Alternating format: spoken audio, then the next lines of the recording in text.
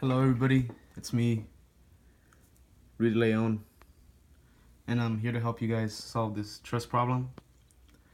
I have this little step-by-step instruction guide tutorial on how to go about solving this truss problem, and if I follow it correctly, I begin with step 1, where I find the support reactions. So that's what I did. I found the support reactions. I took the whole truss, the truss as a whole, and I found the moment around A to begin with. So I take the 500 pounds, the 200 pounds, the 100 pounds, and I made my positive moment a counterclockwise motion. So they were all negative, and then the force at G is positive. We're the 24 feet distance away from A. I was able to find their distances using similar triangles. So if I take the big triangle, you know that the height of the triangle here is 12 feet, and then the base of it is 12 feet as well. So when you're trying to find the height of that 500 pounds, or the distance away from A for that 500 pounds, you know that the height is 6 feet, and then it's this X. So if you use similar triangles, you know that X is equal to 6, and then I also did for the smaller triangle, but it's basically the same thing. So X is equal to 6 or X is equal to 3 feet for the distance. So you find that 500 pounds is 6 feet away, 200 pounds is 12 feet away, and then the 100 pounds is 21 feet away.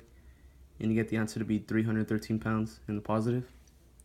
Now after I find the force at G, I sum all my forces in the Y direction to find AY, which is just 487 pounds. And then my step 2 says to find the zero force members. And then I just, through inspection, I realized that member BH and CH are zero force members because of rule number 2.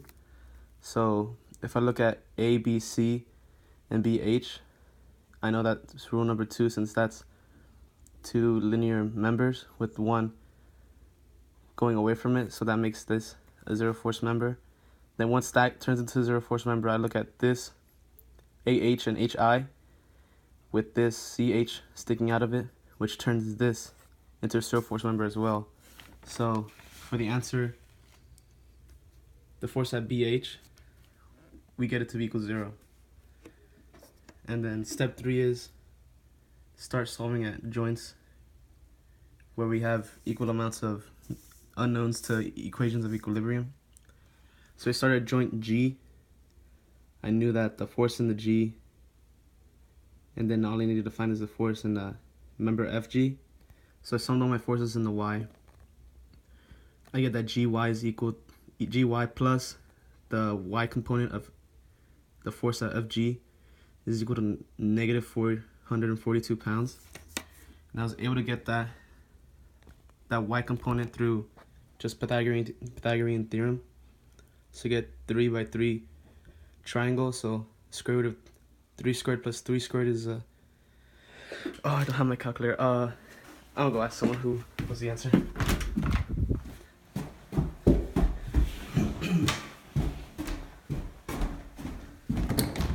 Yo, Axel, what's the answer? 4.7. Alright, thank you. I see. So when in doubt, if you don't have a calculator, just use your friendly neighborhood Axel, and he should give you the answer to be 4.24, and that's how I got that Y component.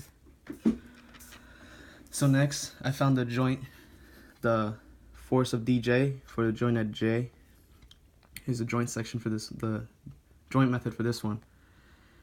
I knew that by inspection, we can deduce that the force at DJ is equal to the force pulling down on joint J, because by this little free body diagram that I have here, there are no X components, or there are no components from the members IJ and JK affecting the forces in the Y. So the force in DJ has to be equal to that 200-pound force pulling down on joint J. And then finally, I use method of sections to find the force in member CD. So I cut it from CD down to I, and I took the moment around AY, or A, took the moment on A. So I have that negative 500 pound force times 6 feet plus the Y component of CD times 6 feet as well, which equal to 707 pounds. And I do not include the force of IJ because that is going through, or it's concurrent with the point A, which I'm trying to take a moment out of. So hopefully this is the right way to do it. Hopefully I explained it very clearly, and hope you enjoyed. Also, if I could be sponsored by Peanut M&Ms and Adidas. Thank you very much, and you have a good day.